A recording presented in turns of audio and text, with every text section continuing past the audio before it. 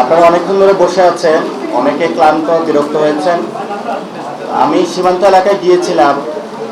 শূন্য রেখা যেটা, সেখানে হলো ধান ক্ষেতের মধ্যে ভারত হলো পুশিং করতেছে বাংলাদেশে, এবং খুবই মানবেতর জীবনযাপন করছে তারা। যেখানে হলো তারা বাংলাদেশিদের কাছে খাবার চাচ্ছে, কেউ পানি চাচ্ছে। তো সেখানে আমরা যেটা দেখেছি, বাংলাদেশ সরকারকে আমরা অনুরোধ জানাবো বা পরামর্শ দিব, বিজেপিকে শক্তিশালী করতে হবে। আমরা ইতিমধ্যে দেখেছি আমাদের বিজেপিতে ড্রোন ডেপ্লয়মেন্ট হয়েছে, বিভিন্ন নতুন ভেহিকল পেট্রোল কার ডেপ্লয়মেন্ট করেছে সরকার। প্রায় 60,000 বিজেপি হলো বর্ডারে ডেপ্লয়মেন্ট হয়েছে। আমরা মনে করি সরকার আরও শক্তিশালী পদক্ষেপ নেবে, কারণ আমাদের বিজেপিকে যদি আমরা শক্তিশালী না করতে পারি তাহলে পুশিং রুখা আমাদের সম্ভব নয়। দ্বিতীয়ত যে বিষয়, আমরা পুরো বাংলাদেশের জনগণকে আহ্বান জানাবো, সীমান্ত এলাকায় আপনারা বাংলাদেশের পক্ষ থেকে একটা মানব প্রাচীর তৈরি করেন। এই মানব প্রাচীর ভেদ করে যাতে ওই পার থেকে কোনো সন্ত্রাসী, স্মাগলিং অথবা যারা চোরাচালান করে বাংলাদেশের অভ্যন্তরে ঢুকে ক্রিমিনাল অ্যাক্টিভিটিস না করতে পারে, সেই ক্ষেত্রে আপনারা যথাযথ ভূমিকা নেবেন এবং আমরা আশা করব সরকার এই বিষয়ে উদ্যোগ নেবে।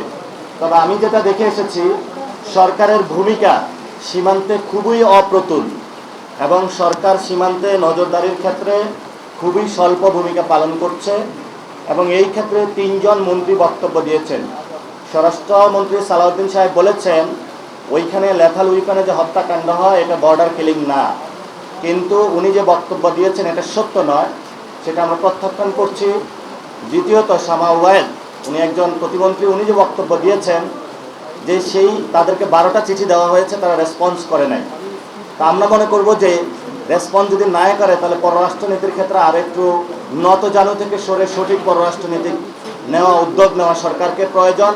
ওই একটা চিঠিতে সাথে সাথে শেখ হাসিনাকে একটু ফেরত চাওয়া প্রয়োজন। লাস্ট যিনি ডক্টর জাহেদ একটি বক্তব্য দিয়েছেন, সেখানে উনি বলেছেন সীমান্ত হত্যা ভারতের আভ্যন্তরীণ বিষয়।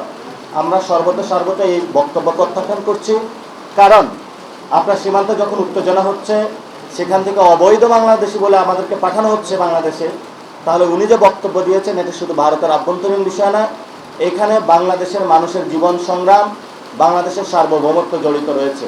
আমরা সরকারকে বলবো দ্রুত উদ্যোগ নেওয়ার জন্য, এবং 32টা জেলা ইনশাআল্লাহ একযোগে পুরো বাংলাদেশের সীমান্তে আমরা প্রতিবাদ সমাবেশ করব, মানব প্রাচীর তৈরি করব। বাংলাদেশ আবার দেখিয়ে দিবে 71 সালে যেভাবে হলো আমরা বাংলাদেশের সার্বভৌমত্ব রক্ষার জন্য ঝাঁপিয়ে পড়েছিলাম, তেমনিভাবে এই সময়ে যদি কোনো রাষ্ট্র, সন্ত্রাসী গোষ্ঠী বা সন্ত্রাসী বাহিনী বাংলাদেশের সার্বভৌমত্বকে লঙ্ঘন করতে চায়, আমরা হলো আমাদের সর্বোচ্চটা দিয়ে বাংলাদেশের মানুষকে নিয়ে ঐক্যবদ্ধভাবে আমাদের সীমান্ত রক্ষা করব। আসসালামু আলাইকুম।